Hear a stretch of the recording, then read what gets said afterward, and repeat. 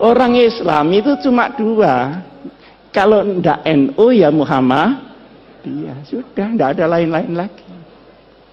Ini mau besanan saja takut. Takut tidak mendapat barokah dari masing-masing pemimpinnya. Selisih sedikit ribut. Yang satu kunut, yang satu tidak kunut, ribut. Padahal di kitabnya orang NU ada kunutnya dan ada tidak kunut. Tapi karena dia terkooptasi oleh golongan, ribut. Kalau tidak kunut itu begini-begini. Alhamdulillah sekarang ini sudah tidak ribut karena sudah tidak sholat subuh.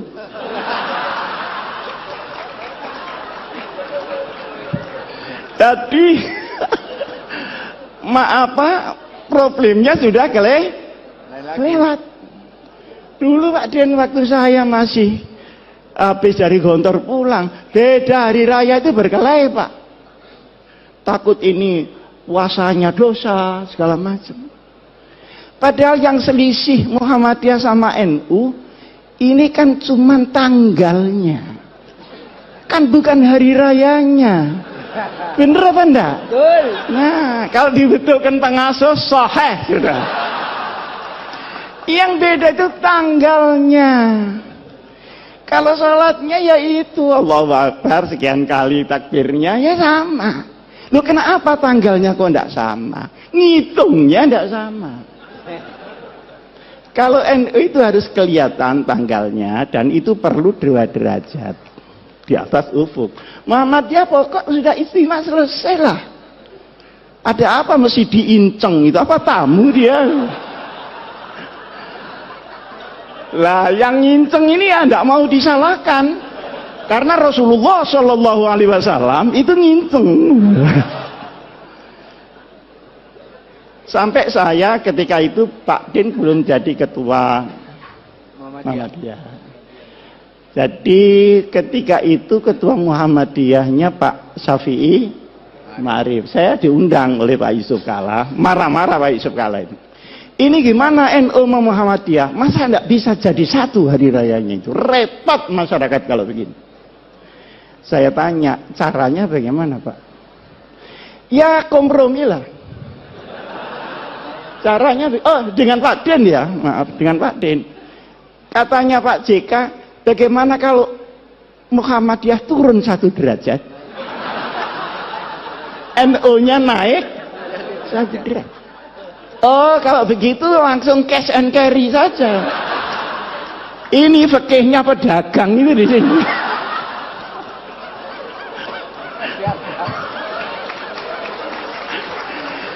Kok disuruh naik turun? Saya bilang tidak bisa Pak itu. Lalu terus yang bisa bagaimana? Yang bisa pengertian seluruh umat Islam bahwa perbedaan itu terbuka memang ada. Yang kedua, ini tidak mengada-ada karena sholatnya sama, tanggalnya yang tidak sama. Wong hari di sini sama hari di Amerika tidak sama kok. Kita berangkat dari Jepang, dari Narita itu ya Pak Akhir, itu Jumat sore, sampai di California itu Jumat pagi. Ini sembahyang Jumat lagi apa tidak? Kalau sembahyang Jumat lagi kok sregep banget gitu loh. Sregep banget. Tapi ketika pulangnya, misalnya dari New York ke Jakarta, berangkatnya Jumat pagi, itu sampai Jakarta hari Minggu. Jadi kehilangan 1 hari, tidak tahu di mana Sabtunya ini. Jadi soal tanggal itu sudah biasa-biasa saja lah soal tanggal. Nah, alhamdulillah ini karena mungkin zamannya yang berubah, maka kedekatan ini semakin hari semakin nyata. Saya sama Pak Din sering diundang pidato bareng gitu. Kadang saya bisa, kadang Pak Din bisa, kadang salah satu tidak bisa gitu. Tapi lebih sering saya diundang Muhammadiyah daripada Pak Din diundang NU. Hah? Padahal ini mantan NU nih. Kenapa dia pindah? Karena tidak kerasan saja sama orang NU. Bukan karena teori yang tinggi-tinggi gitu. Ini orang NU kok kumuh banget. Teman itu sekitar itu saja.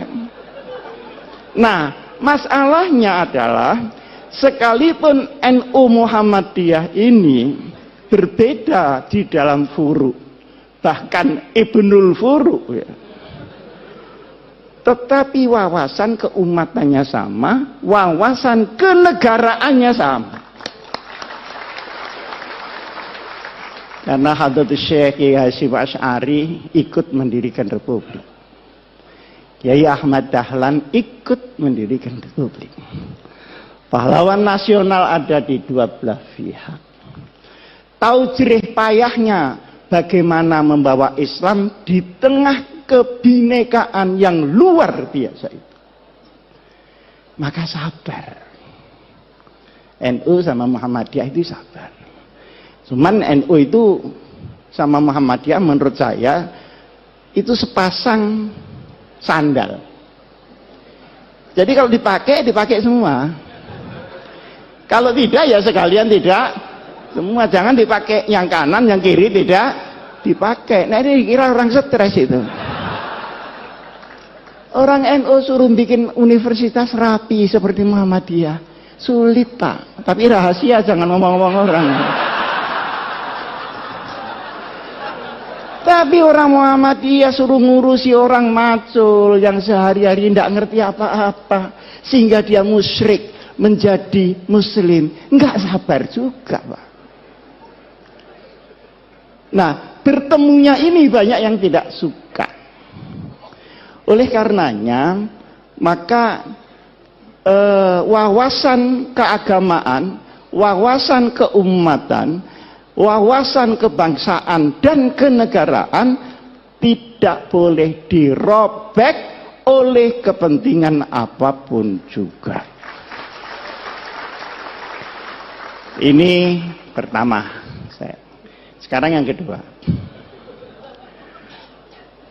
Pandangan-pandangan kaum muslimin terhadap negara Indonesia ini baru selesai setelah berpikir 40 tahun. Waktu tahun 1945 kita merdeka. Nah, setelah itu umat Islam berbagai macam pandangan Indonesia ini diapakan dan disestempel apa. Maka ada yang keras, harus pakai stempel Islam. Nah, keras ini melalui beberapa pendekatan. Ada yang pendekatan militer, kemudian lahir DI, TII. Ada yang pakai pendekatan militer dan politik, PRRI dan Permesta. Disaingi oleh kelompok-kelompok orang yang tidak suka agama, orang ateis. 48 pemberontakan komunis yang dipimpin oleh Uni Soviet dan pemberontakan 65 yang dipimpin oleh RRC. Saya tidak tahu ini akan ada pemberontakan lagi apa tidak. Nah, masalahnya selanjutnya yang saya maksud begini. Setelah pendekatan militer gagal, dicobalah, ini kok diem saja ada apa? Mendengarkan teman-teman ya? Setelah pendekatan militer gagal, dicoba melalui pendekatan konstitusional. Maka seluruh wakil-wakil umat Islam bergerak di konstituante. Bagaimana supaya negara ini ditetapkan berdasarkan apa? Bentuknya seperti apa? Ada yang minta Pancasila tetap, ada yang minta Islam, dan ada yang minta sosiodemokrasi.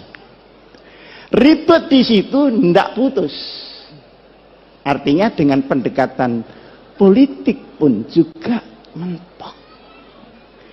Karena ini mentok dan tidak bisa berhasil, maka diambil alih oleh Bung Karno tahun 59 kembali ke Undang-Undang Dasar 45. Nah, setelah kembali ke Undang-Undang Dasar 45 ini, kemudian tahun 55 kemarin ada pemilu, tetapi kemudian tidak menghasilkan apa-apa, baru ada pemilu lagi tahun 71.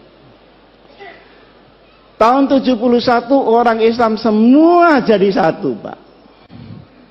Yang Pak Idham, yang Pak Muhammad Nasir, yang Pak Kasman Singotimojo, yang Pak Nurholis Majid, yang Gus Dur, semua bersatu membela satu partai bersama, namanya Partai Persatuan. Sampai dengan tahun 82 berhasil utuh, tapi setelah itu mulai retak-retak. Maka sekarang P3 yang dulu dimodali dengan darah dan air mata, per hari ini masih layamutu wala ya. Mudah-mudahan qad aflaha man tazakka. Nah, ini perjalanan. Dari sini ulama-ulama itu berpikir, ini kenapa ya? Di sini kok enggak pas. Ternyata kesimpulannya, Islam di Indonesia seperti tadi yang disampaikan oleh Pak Fakhir itu benar. Islam dalam peradaban belum tentu Islam dalam formalistik. Di sini masalah yang timbul.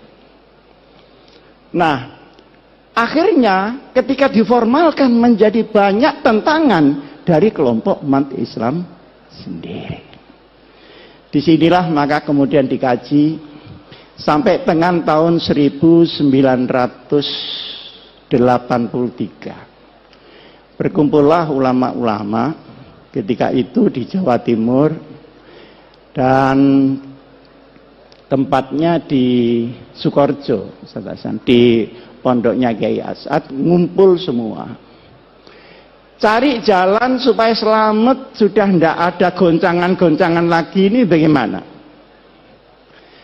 Akhirnya ditetapkanlah bahwa untuk urusan ideologi negara ditetapkan oleh mayoritas bangsa yang namanya Pancasila, kemudian akidah kita tetap Islam sesuai dengan keyakinan kepada Allah Subhanahu wa ta'ala. Ini baru selesai tahun 84. Pendekarnya ketika itu mungkin banyak orang tidak tahu.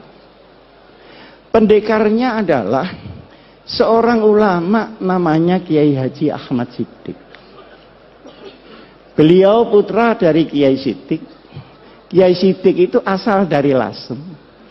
Kemudian karena kalah berdebat nahwu, malu pindah ke Jember. Jadi dulu berdebat kalah itu malu. Nah sekarang sudah kalah berkali-kali, alhamdulillah tidak ada malunya sama sekali. Pergi ke Jember. Saya tahun 83, ini belum pernah saya ceritakan di sini. Tapi mumpung ini ada waktu dan saya juga sudah menjelang tua, ada perlunya saya sampaikan.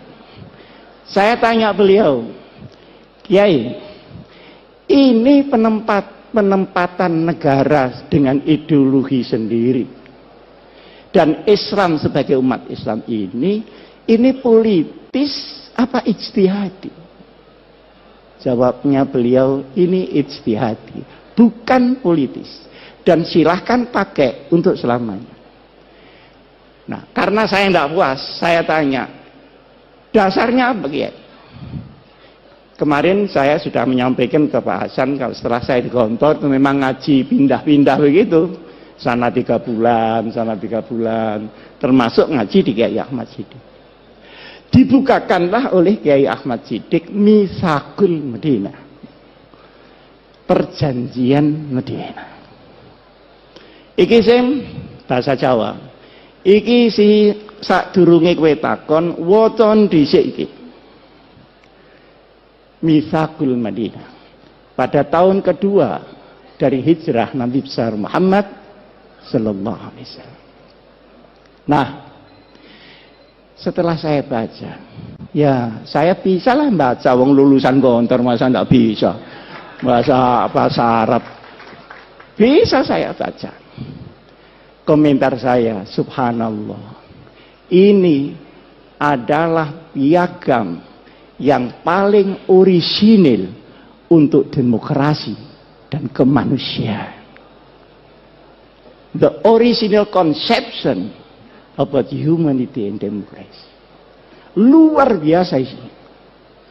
Ketika itu saya membaca, tidak saya apalkan karena memang bukan mahfudot, tapi saya masih ingat poin-poinnya. Poin yang pertama, ukhuwah bainal muslimin. Oh, kenapa ya kok tidak ukhuwah Islamiyah ya? Ternyata kalau Islamiyah itu mesti ukhuwah Pak Fakir. Yang ruwet ini kan musliminnya. Khutbahnya wa'tasimu, keluar masjid wa'tafar. Di dalam kita wiridan, di keluar kita ganti sandal baru, kan begitu. Jadi yang ruwet ini musliminnya. Di situ diterangkan untuk urusan-urusan yang furu'iyah, sudahlah na'amaluna walakum na'malu. Untuk yang usul ini kalau ada perbedaan harus dibicarakan di antara para ulama. Jangan dibicarakan di antara di luar para ulama. Nah sekarang enggak. Ada anak Ansor sama pemuda Muhammadiyah ribut soal tahlil. Ini nyampe apa enggak ke yang mati? Kata Ansornya, nyampe. Loh buktinya, karena setiap kiriman enggak pernah kembali. Loh ini ngomong apa?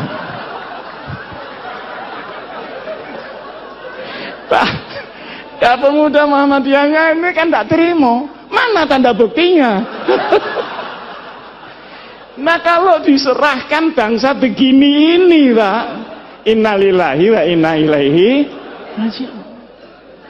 Nah kalau sudah sampai top dia merusak Islam, dia harus dinyatakan tegas dia berada di luar Islam. Luar biasa. Saya baru diberitahu oleh polisi. Dulu Pak Asim, ada orang ngaku malaikat Jibril namanya Lia Eden.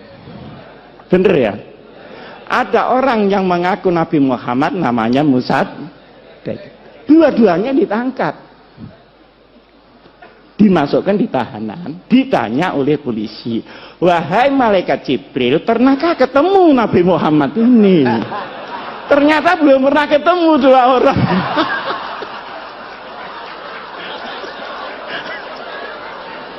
Lah kalau sudah sampai ini Pak, ya sudah, harus tegas, tidak usah ragu-ragu. Saya juga menyampaikan sama Al-Mukarram, Bapak Menteri Agama, sudah jangan ragu, katakan itu bukan Islam.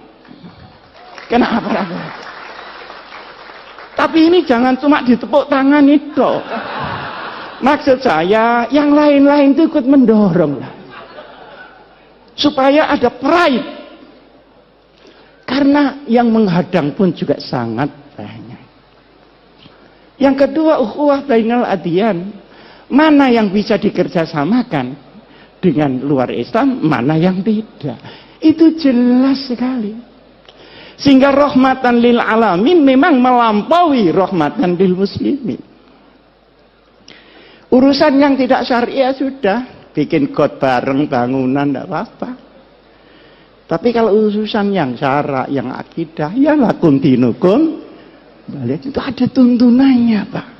Dan itu disusun langsung Rasulullah Shallallahu Alaihi Wasallam. Nah sekarang ini kalau benci kelewat benci, tidak membedakan mana asyaduhum adawatan atau akrobahum mawaddatan. Zimmi dan harbi disamakan. Tapi kalau sudah kadung kepingin demokrasi, tahlilan di gereja, itu kurang tempat apa bagaimana? Seperti orang Kristen, tidak usahlah disuruh Jumatan. Nanti sandalnya hilang. Saya kan sering dicemooh sama orang Kristen. Gimana orang Islam itu? Uang ibadah kok sandalnya hilang? Ya mesti saja karena sandalnya tidak dipakai. Nah sampeyan sepatunya dipakai. Jadi yang hilang ya tidak sepatunya, tapi sepeda motornya yang di luar itu yang hilang. Jadi yang seperti disampaikan oleh Pak Din tadi sajalah al-hanifiyatus samkhah, itu pas sudah itu. Ini jangan diumek-umek lagi gitu maksud saya. Nah, kemudian yang menarik lagi, untuk qabilah-qabilah di luar hukum syariat dipersilahkan untuk menggunakan kebiasaannya masing-masing. Ini saya belajar usul fikih di sini juga begitu Pak Hasan. Mabhadi awaliyah.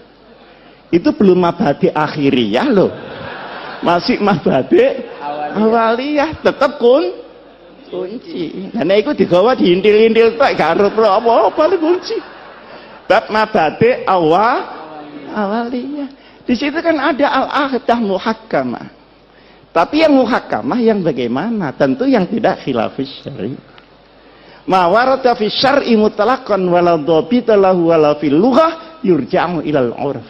Berarti ada status di dalam adat sepanjang dia menjadi al-'urf yang tidak muta'arif. Ini kan sangat jelas. Nah, sekarang ini semua diubah. Yang lunak terlalu lunak, yang keras kekerasan. Semua yang lain dirinya dibilang kafir, masuk neraka. Neraka semua masuk neraka, surganya cuma dia aja. Lu kok tidak takut masuk surga sendirian? Yang arduhat samawatu wal gini-gini ini bagaimana? Nah, ada lagi yang kita merasa bahwa itu bukan Islam, seringkali ya, tetapi sesungguhnya itu pilar di dalam Islam, adalah kepastian hukum. Innallaha ya'murukum an tu'addul amanati ila ahliha. Tu'addul amanati ini untuk Pak Hidayat Nur Wahid. Untuk politisi-politisi supaya membawa amanat rakyat. Jangan 5 tahun sekali datang ke rakyat terus tidak tahu lagi, menunggu 5 tahun lagi. Ini yang tidak tepu, ini mesti pendaftar. Nah, kalau idza hakamtum, ingat bainan nas bukan bainal muslimin, antahkumu bil adl. Penegakan hukum ini harus sama rata sama rasa. Nah, sekarang di Indonesia kan tidak. Hukum naik susah, ke bawah kena. Pajak naik sulit, turun gampang. Akhirnya yang kena yang kecil-kecil. Jadi kepastian hukum. Jadi, inti dari hukum adalah al-adalah. Inti daripada politik adalah al-amanah. Kalau dua ini hilang, maka hukum akan menjadi cerita. Dan politik akan menjadi akumulasi kekuatan saja. Luar biasa, Pak. Di bawah ada lagi al-musawah bainal iqtisad. Keadilan ekonomi. Ini tidak sama rata sama rasa, tapi sama-sama merasakan. Beda kan? Sama-sama merasakan. Kalau tadi biar anak saya Fatimah Syarakat lakotok tuh, ya dah. Kalau ini enggak. Masa tukang ban minta rezeki sama dengan pabrik ban? Kan enggak mungkin. Tapi semua kebagian, halalan, thayyiban, mubarakan. Orang sedikit bisa bahagia, dapat banyak bisa bahagia, dapat sedikit bisa menjadi pencuri, dapat banyak pun bisa menjadi rampok di mana-mana. Yang menghabiskan uang negara itu bukan orang miskin, Pak. Orang yang sudah Masya Allah kayanya. Nah, di sini pun adalah ketentuan yang harus ada di sebuah negeri, apapun bentuk negeri itu, kita ada orang Islam di situ, kita harus perjuangkan ini. Nah, kemudian ketika Madinah diserang orang-orang lain, maka seluruh agama yang ada, baik Yahudi, Nasrani maupun Sabi'in, harus bersama-sama membela nasionalisme Madinah. Coba, Pak. Ini kan Masya Allah. Dan ini bikinan Nabi Muhammad loh, bukan bikinan Muhammad belakangan ini, Pak. Ini Nabi Muhammad. Kekurangan kita adalah di dalam pemahaman daripada Islam, implementasinya sudah punya fikih, sudah punya dakwah, tapi kita sering melupakan sirah nabawiyah di dalam memimpin umat Muhammad Rasulullah Sallallahu Alaihi Wasallam. Karena sirah nabawiyah itu juga strategi implementatif yang real dari Rasulullah.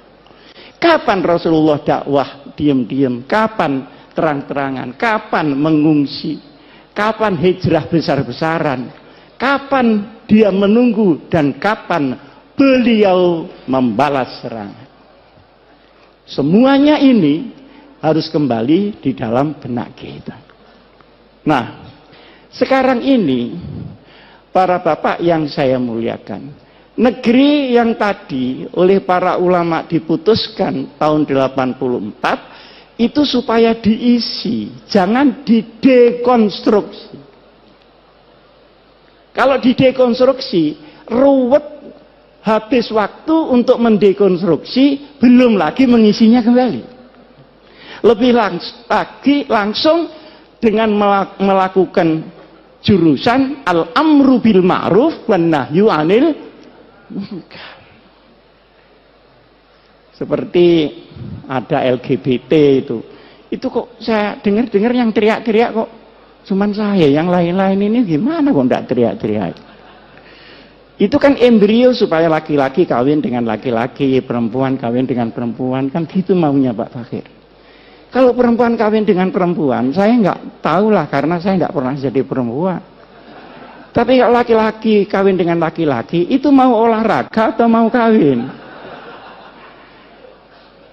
Digempur saja. Saya juga ditanya pada Pak Hidayat, ini gimana gempur dari segala penjuru yang udkhulu min abwabin mutafarriqah. Jadi jangan menghilangkan amar ma'ruf, nahi mungkar, sekalipun kita tidak melakukan dekonstruksi di dalam bentuk, tetapi kita harus selalu di dalam isi. Kadang-kadang kita menemui hadis Rasulullah Sallallahu Alaihi Wasallam, al hikmatu dholatul mu'min iltaqataha aynama wajadah. Perkara yang hak itu milik orang Islam. Kalau tidak ada di tempat kamu, ada di tetangga, berarti itu milik kamu yang di sana. Ambil kembali. Jangan tetangganya dimaki-maki karena tetangga. Kalau bapak-bapak pergi ke Jepang, pergi ke Taiwan, pergi ke Korea, Masya Allah, perlindungan konsumen, perlindungan jual beli, kualitas. Nah ini ada saksinya Pak Fakhir, dilindungi oleh undang-undang. Jadi kalau kita ke Taiwan, kehilangan koper di bandara, pasti kembali. Karena mengembalikan itu biaya negara, dan tidak mengembalikan adalah kriminal. Loh, bukankah sepotong ini juga Islam?